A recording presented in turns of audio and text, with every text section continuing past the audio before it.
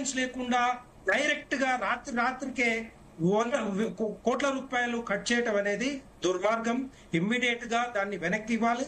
తర్వాత అందరిని పిలుచుకొని కూర్చోబెట్టుకొని టోటల్ గా అన్ని క్లియర్ అయిన తర్వాతనే, గైడ్ లైన్స్ ఇష్యూ అయిన తర్వాతనే, కార్డ్స్ అందరికి వచ్చిన తర్వాతనే వాళ్ళ దగ్గర నుంచి కట్ చేసుకుంటూ హాస్పిటల్ కి ఎంపానల్మెంట్ హాస్పిటల్స్ అన్ని కూడా ఆ పేర్లు ఇవ్వాలి తప్పితే ఇష్టం వచ్చినట్టుగా చేస్తే మాత్రం డెఫినెట్ గా ఉద్యోగుల జోలికి వస్తే మనకు తెలుసు ఏ విధంగా ఆ టైంలో 2014 తెలంగాణ రాష్ట్రం రాకముందు వాళ్ళు ఏ విధంగా పోరాటం చేశారో అదే విధంగా పోరాటం చేయాల్సి వస్తుంది. ఎప్పటికైనా కూడా ఆలోచించి నిర్ణయాలు తీసుకోవాలి. ముఖ్యమంత్రి గారు కూడా దీని మీద కంట్రోల్ ఉండాలి. వీళ్ళ మీద ఇష్టం వచ్చినట్టుగా వాళ్ళు టోటల్ గా నెగ్లెక్ట్ చేసుకుంటూ 1 month నుంచి ఏం చేస్తా ఉన్నారు, కళ్ళు మూసుకొని కూర్చుంటున్నారా? ఇమ్మీడియట్ గా దాని మీద నిర్ణయం తీసుకోవాల్సిన బాధ్యత పై ఆఫీసర్స్ ఉంటది.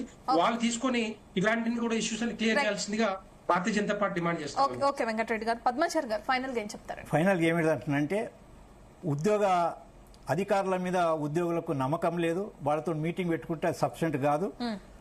ఇమీడియట్లీ సీఎం ఇన్వాల్వ్మెంట్ అయిపోయి హెల్త్ మినిస్టరే కానీ ఫైనాన్స్ మినిస్టర్ ని వాళ్లకు చెప్పి మీటింగ్ పెట్టి ఇచ్చేస్తే దాని మీద విశ్వాసం ఏర్పడుతుంది. వాళ్ళతో అధికారులతో పెట్టేస్తే అది కన్క్లూడ్ కాదు, మళ్ళీ ఫ్లోటింగ్ అవుతుంది, కాలయాపన అవుతుంది. ముఖ్యంగా అందరు ఎంప్లాయీస్ గురించి మాట్లాడుతున్నారు.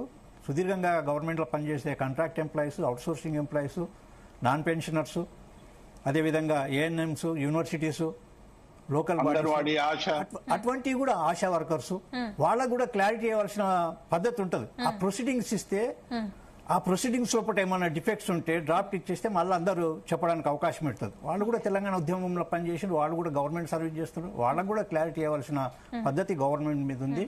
ఇమీడియట్లీ పొలిటికల్ ఇన్వాల్వ్మెంట్ పద్మాచారి నేను ఒక్కటి చెప్తా.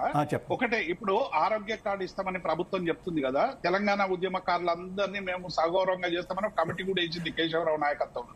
నేను ఏం డిమాండ్ చేస్తున్నా అంటే మా ఆశాలకు, అంగన్వాడీలకు, అవుట్ సోర్సింగ్ కు, కాంట్రాక్ట్ ఉద్యోగులకు అందరికి కూడా మీరు ఏమి ఇస్తారో ఏమి ఇయ్యరు, కానీ ఈ వైద్య సహాయాన్ని వాళ్ళకి ఎక్స్టెండ్ చేసి వాళ్ళందరూ ఉద్యమకారులు వాళ్ళని గౌరవించాలని నేను విజ్ఞప్తి చేస్తాను. అంటే పద్మాచారి గారు ఇప్పుడు కట్ చేసిన 1.5% రిటర్న్ ఇచ్చేసి అంటే మళ్ళీ ఇప్పుడు కార్డుల గురించి ఒక క్లారిఫికేషన్ ఇస్తే క్లారిఫికేషన్ రిటర్న్ చేయడం కలదు. కానీ ఈ అకౌంట్ అనేది ట్రస్టీకి ఒక అకౌంట్ ఏర్పరచాలి.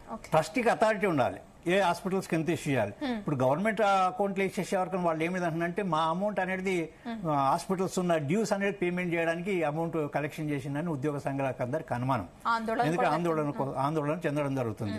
వాళ్ళ డ్యూ అయిపోయాక మళ్ళీ ట్రీట్మెంట్ పోయినప్పుడు మళ్ళీ వాళ్ళ డ్యూస్ ఉంటాయి, వాళ్ళకి పేమెంట్ చేయదు గవర్నమెంట్. వాళ్ళ పేమెంట్ చేసేది ఉంటే గవర్నమెంట్ ఏం చేయాలి, అదే పాత బిల్లుల క్లారిటీ వచ్చి పాత బిల్లు పే చేయాలి.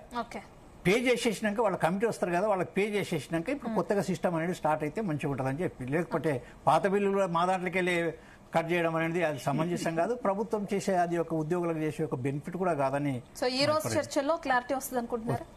చూడాలి ఏడు వస్తుంది. అధికారులు కడితే క్లారిటీ రాదు, 100% కాదు. దేవేంద్ర చెప్పినట్టు ఏమిటంటే ఆల్రెడీ అధికారులే చేసిండ్రు. Chief secretary, health secretary, finance secretary చేసినప్పుడు వాళ్ళతో ఏమైనా క్లారిటీ వస్తుంది, క్లారిటీ రాదు, మళ్ళీ పెండింగ్ అవుతుంది, ఇట్లే నడుస్తుంటది. అందుకోసానికి దేవేంద్ర చెప్పినట్టు చీఫ్ డిప్యూటీ సీఎం అదేవిధంగా హెల్త్ మినిస్టర్ కూర్చొని మాట్లాడితేనే క్లారిటీకి వస్తుంది, ఒక క్లారిటీ వస్తుందని. అది కూడా డ్రాఫ్ట్ ఇస్తేనే ఆ డ్రాఫ్ట్ లోపల మళ్ళీ 5-6 రోజులు టైం ఇచ్చేసిన క్లారిటీ వస్తుందని నా అభిప్రాయం.